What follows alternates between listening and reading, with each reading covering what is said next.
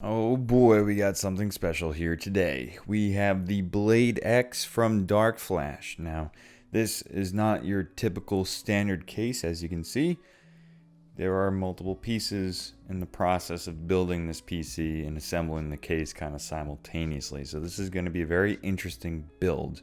Now, I don't have custom water cooling or any crazy stuff like that going on here today. I just want to see what the build experience is like with this case. And then if I really like it, I might use this for a really high-end awesome build sometime in the future. With that being said, we're going to use some standard parts here, but we're going to go along the build process and I'm going to show you guys what it's like building inside the DarkFlash Blade X PC case. Let's get on with the build. Alright, so for the first thing that we have to do with this PC, according to the instructions, is that we have to install any of our external drives first. And what I mean by external is outside the motherboard. So if you have any SSDs or HDDs, you have 3 trays for SSDs and you have 2 trays for HDDs. I know external drives is not the proper terminology I'm using here, but I'm using that in reference to NVMe drives that you can put on your motherboard. So anything outside of that, it's going to go over here.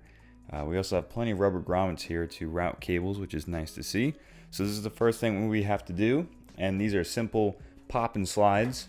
You just kind of pop off and slide off like that, and then all your hardware comes in here in this bag, kind of jumbled together, kind of not, and that's that really. So we're gonna get the SSD installed that I have here, and then we're gonna move on to the next thing. All right, and for this build, I'm using this SK Hynix 1TB S31 Gold SSD, or Gold S31 SSD, that's what it is. This is actually a really nice drive from the reviews I read. It has a great controller built into it, a very reliable SSD from SK Hynix. So if you guys are looking to a reliable SSD to put your games on and have good longevity with it, I would highly recommend this one. And as you can see, fairly easy to install. Obviously, it's not new, it's not groundbreaking, but now we're going to move on to installing the PSU. And according to the manual, the next thing to install is the power supply.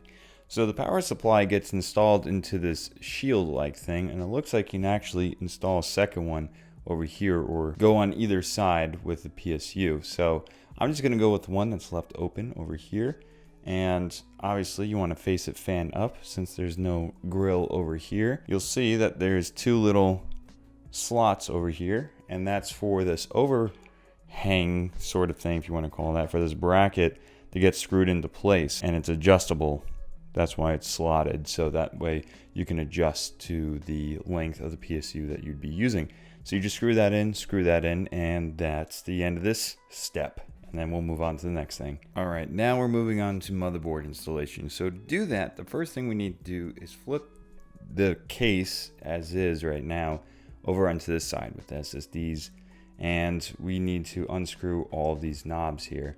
This way we can take this top portion of the case off and we can access the other side so that we can route cables through here and do all the other things that we need to do within the case. It's kind of weird to say that there's an inside or an interior to this case. Once all your knobs are removed, you can then take this plate off the case and also take out this handle looking thing over here. That's what it recommends, at least in the manual. Wow, this is full CNC aluminum. Holy crap. That is some nice quality right there. Now that we have the case flipped over and we have the other side taken off, you can see that we have all our standoffs right here, all pre-installed, and now we can go ahead and install our motherboard. Also, another thing to make note of is that we have our usual clearance here for installing CPU coolers. Alright, motherboard is installed, and it's probably one of my favorites since it's an open case. You have free range to use your hands wherever you like. It's absolutely amazing.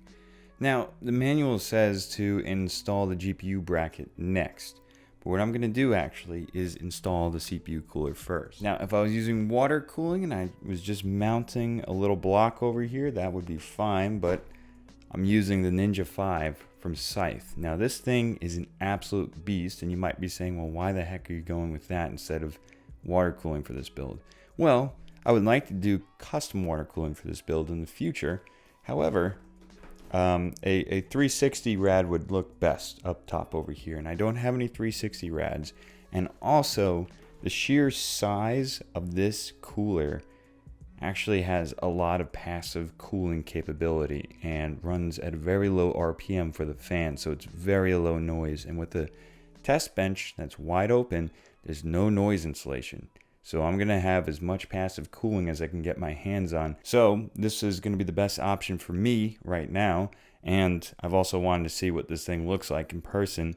And mounted onto this behemoth of a case is going to look weird and out of place. And this build doesn't really make much sense to begin with. I mean, we got an 8700K and an RTX 2060 for a GPU. And this is kind of just like scavenging parts around.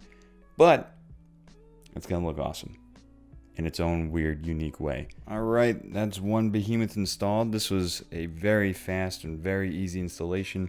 Lots of rubber padding, especially with the mounting, that insulates a lot of the noise and vibration coming from the CPU cooler. This is a very well thought out and well engineered solution for installing such a large CPU cooler. And I'm actually kind of surprised with the amount of clearance that we have over here. So the next thing I'm gonna do is obviously install the RAM, get our fans in over here, and we're gonna finally get that GPU bracket installed. So let's get to it. And as you can see right there, there's just not enough clearance for me to install this without removing this. So I should have installed the RAM first actually, and then installed the block. So I'm just gonna pop off the cooler, install the other stick of RAM, then get on with the build. And just one last thing to point out, this cooler is knocking a little bit against this RAM stick. So we are having a little bit of lean and push over here. Nothing too substantial, but it would have been nice to have these cutouts just cut a little bit further back for this cooler. I don't know how much cooling capacity you'll lose because of that, but just a little bit more would have been just fine. But this is enough. I'm not going to take out the cooler or the RAM sticks or change them out. I think this is fine. All right, and this step is pretty simple as well. You can notice that there's 3 mounting holes right here. And on the GPU bracket, you have a side with multiple holes over here. That's for mounting GPU or any other PCIe or expansion slot cards. And then you have a side with 3 holes for mounting. So you just screw that in, you plug in your GPU, and you screw in the slots. All right, something I wanted to bring up. It's a little awkward trying to get these screws in flush with this surface here, and not trying to cross thread them. So they're a little bit wonky. It's sturdy, but still, I think a better solution might have been just extending this a little bit more and using a bigger screw to kind of displace these screws being pushed back a little bit more. This way it could be secured in better and not having to worry about getting a screwdriver in on an angle and kind of cross-threading these guys here. Anyways, it still works. It's still very sturdy. Just something I wanted to bring up. It's a little awkward in case you get into this situation. The next thing to get done was to route the front I/O cables.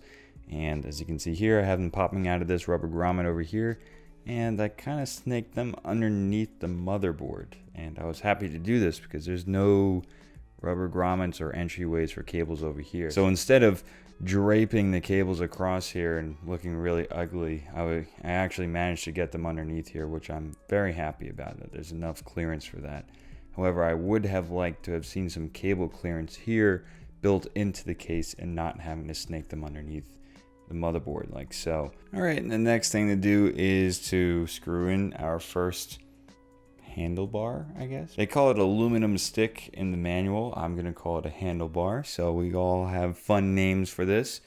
But essentially you screw down into the case. There's 3 screw holes on each side, and it says to make sure that the rubber padding over here is pointed towards the bottom of the case. This way, when it's resting, it's sitting on the foam padding over here. And then you slip these plastic covers that go over the mounting holes over here. So it kind of gives it a clean and finished edge. So if any problems arise there, I'll let you know. Otherwise, I'm going to go ahead and install that. All right, so I have my first handlebar installed. It was a bit of an interesting process. So in the manual, they display the screws getting screwed down, like from the top down into the case.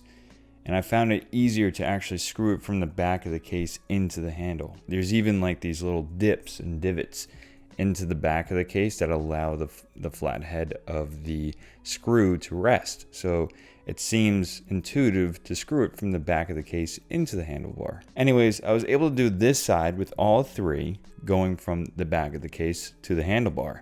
On this side, I was only able to do one like that, and the other two had to go from top down. They're not screwed in all the way. There's still a little bit left up on top over here, and there's no other screw in the mix of screws that they have that will fit better than these. Anyways, it's mostly sturdy.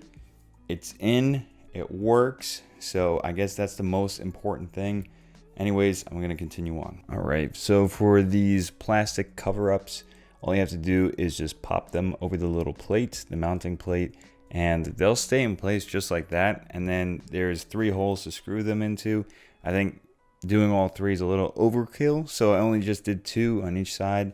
However, I'm finding that the screw that they depict in the manual to use for these are also the same for a lot of other parts, like the GPU bracket, the handle itself.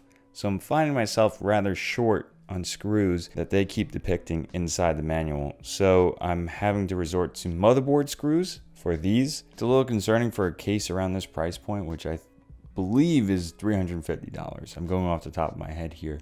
So this would have been nice to have this kind of ironed out before this. But anyways, we're going to continue on. And the other handlebar has been installed. Very easy. Much easier than the other side, at least, because there wasn't a lot of stuff to work around. Just remember that the foam padding goes towards the SSD caddies on the bottom over there. That's the side that this will be leaning on. Now we'll be installing the PSU shroud onto this empty area over here. So that's where it's going to mount. All right, so now the PSU and the PSU shield are all installed. First, I installed the cables before I did anything else, but honestly, you can install the PSU attached to the shroud and install the cables later. There's plenty of clearance under there, as you can see.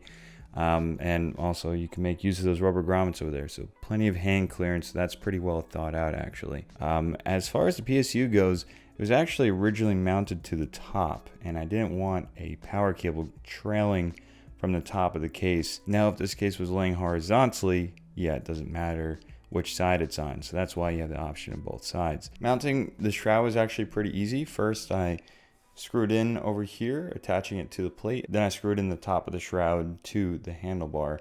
And for this, I would recommend using a smaller screwdriver so you can get in between the handlebar and the bottom of this plate over here. I did use different screws for the top over here since I did run out of those screws I was talking to you guys about earlier. Anyways, I'm gonna get the cables routed and get this case put together. All right, and this is how I'm routing cables. It's actually really nice. You just align the 2 halves because they can stand on their own with the handles attached, and then you route the cables as you need, and the case is fully assembled. It was actually a little bit easier than I thought it would be. All the cables sandwiched in between the 2 plates rather nicely, and there are tie down points. They just happen to be via 3M sticky tape. So if you need tie down points, you can do that.